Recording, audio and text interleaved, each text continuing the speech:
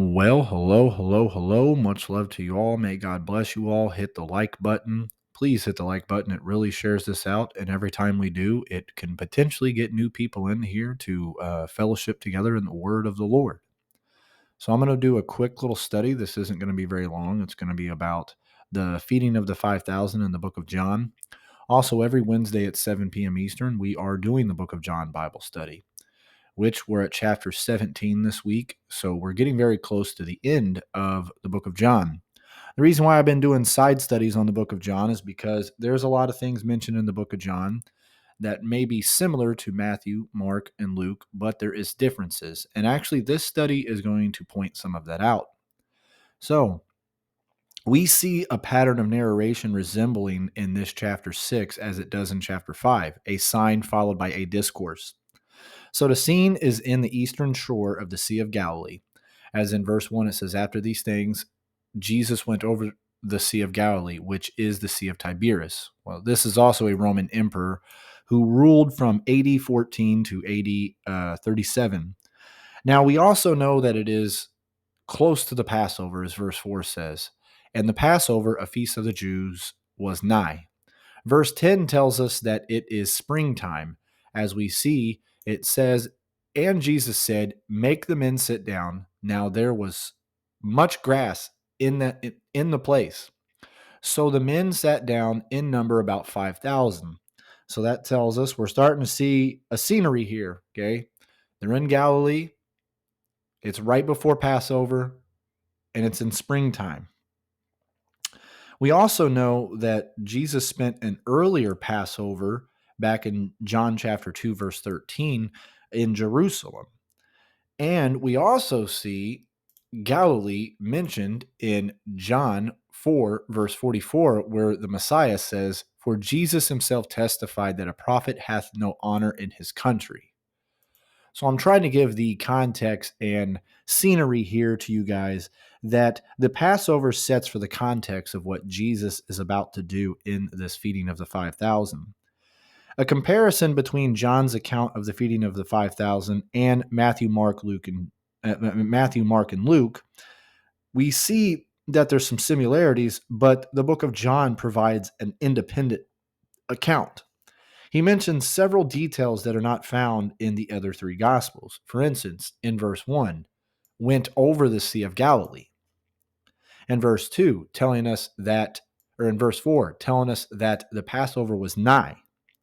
In verse 7 and 8, he mentions the names Philip and Andrew. Also, I would like to show that in verse 9, about a boy that gives the 5 barley loaves. There is a lad here which hath 5 barley loaves and 2 small fish. But what are they among so many?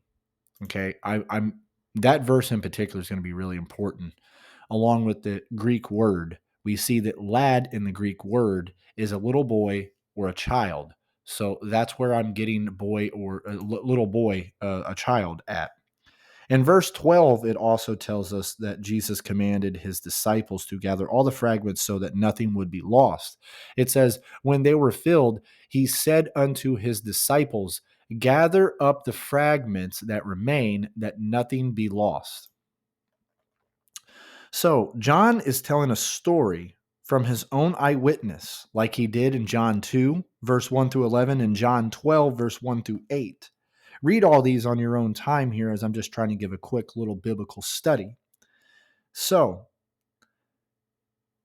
reason why the book of John is so much similar to the other three books, Matthew, Mark, and Luke, but also different, is John gives his own eyewitness testimony. So Jesus is keenly concerned to prepare and instruct his disciples throughout this chapter. You can read verse 5 all the way to 21, and you can get that.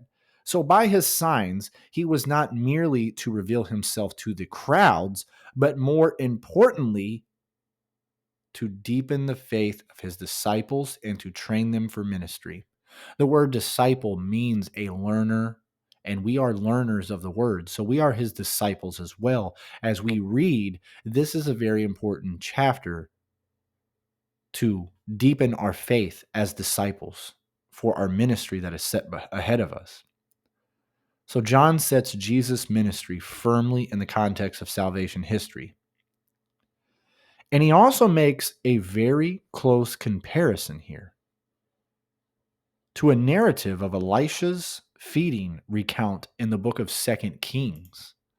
So I want to go to the book of 2 Kings now, as this is very cool. In 2 Kings chapter 4, we are going to go verse 42 to 44. And there came a man from Elisha and brought the man of God bread of the first fruits, 12 loaves of barley, and full ears of corn in the husk thereof. And he said, Give unto the people that they may eat. And his servitor said, What should I set this before 100 men? He said again, Give the people that they may eat. For thus saith the Lord, they shall eat and shall leave thereof. So he set it before them, and they did eat and left thereof, according to the word of the Lord. Now remember back in John for the word lad in Greek. Well, the Septuagint, which is the Old Testament translation, not written in Hebrew, but written in Greek, gives the same word for lad as it does servitor. So it's really ironic that we see he gave to the young lad, you could say. Also, there's another comparison here that a few comparisons. Barley is mentioned in both of these. And also, there is a question of unbelief. Should I set this before 100 men?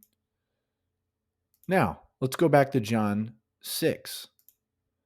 Same similarity here in verse 9. But what are they among us so many? So we see the 5 loaves, the 2 fish, and they're like, this isn't going to feed everybody. Well, same when 2 Kings 4, they're like, hey, how's this going to feed this many? And the fact that all ate with food left over to spare in both accounts is amazing. So John enriches the context of salvation history by quoting Jesus' reference to God's miraculous feeding of the Israelites, also in the wilderness, in the same chapter, in John 6, verse 31 through 32.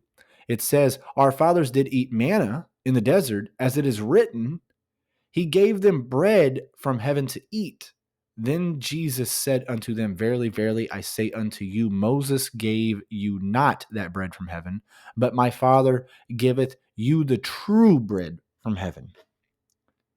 Which we'll do also another study about talking about the bread of life, of course, too. This is amazing because John links Jesus' signs with 2 previous major periods of miraculous activity in the history of God's people. The ministry of Moses and of Elijah and Elisha. Comparing here, showing the same things that happened in Moses' days, the same thing that happened in Elijah and Elisha's days is happening right before you right now. Isn't that amazing? But to also add, John's not saying, hey, look here, Jesus is a new Moses or a new Elisha. Rather, he is trying to point to you the certain characteristics that mark a servant of God. And also throughout the book of John, he's given you the characteristics of this is the Messiah. So, Matthew, Mark, and Luke also link Jesus with Moses and Elijah, showing him speaking with them while he is being transfigured in Mark 9, in Matthew 17, and in Luke 9. We see this similarities here. In Luke, the subject of this conversation is Jesus' impending departure, the Greek word for Exodus, pretty much, his departure. That is the divine deliverance effected by his death on the cross. So, the feeding of the multitudes conveys the image of Jesus presiding as a host over an abundant meal. A theme found already in the prophets of old And you might say, where? Well, the book of Isaiah, one of the most profound books in the world. So much theological amazingness to this. Look in Isaiah 25, verse 6. And in this mountain shall the Lord of hosts make unto all people a feast of fat things, a feast of wines on the lees, of fat things full of marrow, of wines on the lees will refine. Isn't that amazing? And we pick up by Jesus in some of his parables in Matthew 22 and Luke 22 of similar things here. Look, here we see a parallel between Jesus' first sign at the wedding of Cana in the beginning of the book of John and this one. As he provided abundant wine there, so he provides abundant bread. Bread and wine in turn symbolize the Messianic banquet. Once again, John is not content. He shows how Jesus does reveal who he is, the giver of eternal life. The people, not understanding, want to compel Jesus to be king. Look back in John 6. Let's go back to John 6 now. And we're going to look at verse 15. When Jesus therefore perceived that they would come and take him by force to make him a king, he departed again into a mountain himself alone. But as Jesus tells Pilate later in the same book, his kingdom is not of this world. Because of people's misunderstanding of his true identity as the Messiah, Jesus withdraws in to a mountain to be alone. We see this a lot, as he often did. We see this in the book of Mark and Luke, Matthew, and John, which set the stage for the next event that is going to take place, which we will do on another study about Jesus walks on water. And then the one after that will be I am the bread of life. Hit the like button, and thank you, and much love. And you fight from victory, not from defeat. And that is thanks to Jesus Christ. If you like videos like this, hit the like button and subscribe. Much love to you all, and may God bless you.